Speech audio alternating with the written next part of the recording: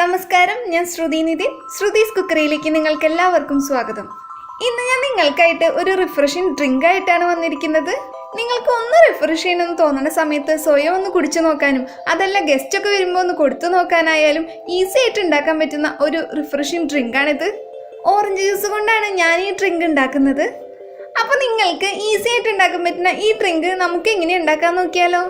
അതിനായിട്ട് നിങ്ങൾ ഏത് ഗ്ലാസ്സിലാണോ ഈ ഡ്രിങ്ക് സെർവ് ചെയ്യുന്നത് ആ ഗ്ലാസ് എടുക്കുക. അതിനുശേഷം ഞാൻ ഇതിലേക്ക് പുതിനയില ഇട്ട് കൊടുക്കുകയാണ്.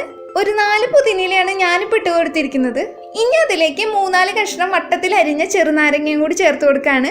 ഇനി നമുക്ക് ഇത് രണ്ടും ഒന്ന് ജസ്റ്റ് ചതച്ച് കൊടുക്കണം. ഞാനിപ്പോൾ ഇവിടെ ഉള്ളിയൊക്കെ ചതക്കണം, അത് വെച്ചിട്ട് ഇതൊന്ന് അമർത്തി കൊടുക്കാൻ പോവാണ്. ജസ്റ്റ് ഒന്ന് അമർത്തി എടുത്താൽ മതി. ഇനി ഇതിലേക്ക് ആവശ്യത്തിനനുസരിച്ചിട്ട് ഐസ് ക്യൂബ്സും കൂടി ചേർക്കാം. തണവ് ഇഷ്ടമില്ലാത്തവരാണെങ്കിൽ അധികം ഐസ് ചേർക്കണമെന്നില്ല. ഇനി ഇതിലോട്ട് ഓറഞ്ചിന്റെ ജ്യൂസും കൂടി ഒഴിച്ചു കൊടുക്കാം. ഏകദേശം ഒരു 3/4 ഗ്ലാസ് ജ്യൂസ് ഒഴിച്ചാൽ മതി.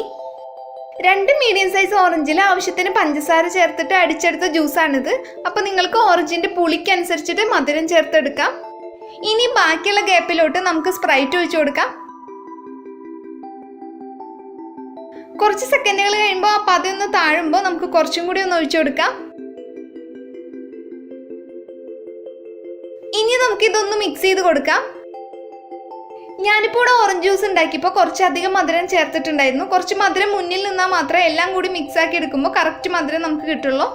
നിങ്ങൾ ഈ ഡ്രിങ്ക് ഉണ്ടാക്കുമ്പോൾ ശ്രദ്ധിക്കേണ്ട കുറച്ച് കാര്യങ്ങൾ എന്താണെന്ന് വെച്ച് കഴിഞ്ഞാൽ ഓറഞ്ച് ഫ്രഷ് ആയിരിക്കാനും ഓറഞ്ചിൻ്റെ ജ്യൂസ് ഉണ്ടാക്കുമ്പോൾ കുരു കളഞ്ഞതിന് ശേഷം മാത്രം ഉണ്ടാക്കാനും ശ്രദ്ധിക്കുക. അല്ലെങ്കിൽ ജ്യൂസിന് കുറച്ച് കയ്പുണ്ടായിരിക്കും.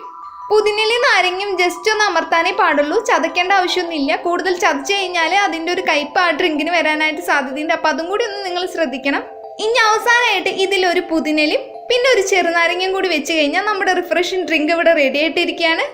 അപ്പോൾ നിങ്ങൾ ഈ ഡ്രിങ്ക് ഇതുവരെ കുടിച്ചു നോക്കിയിട്ടില്ലെങ്കിൽ ഒന്ന് ഉണ്ടാക്കി നോക്കിയിട്ട് കുടിച്ചു നോക്കാനും, കുടിച്ചു നോക്കിയിട്ട് നിങ്ങൾക്ക് ഇഷ്ടപ്പെടുകയാണെങ്കിൽ ഈ വീഡിയോ ലൈക്ക് ചെയ്യാനും ഷെയർ ചെയ്യാനും മറക്കല്ലേ. കൂടാതെ നിങ്ങൾ Sruthis Cookery ആദ്യമായിട്ടാണ് കാണുന്നതെങ്കിൽ നിങ്ങൾക്ക് എൻ്റെ വീഡിയോകളൊക്കെ ഇഷ്ടപ്പെടുകയാണെങ്കിൽ ഒന്ന് സബ്സ്ക്രൈബ് ചെയ്യാനും അതിനോട് തൊട്ട് കാണുന്ന ആ ബെല്ലൈക്കണും കൂടി ഒന്ന് ക്ലിക്ക് ചെയ്യാനും മറക്കരുതേ.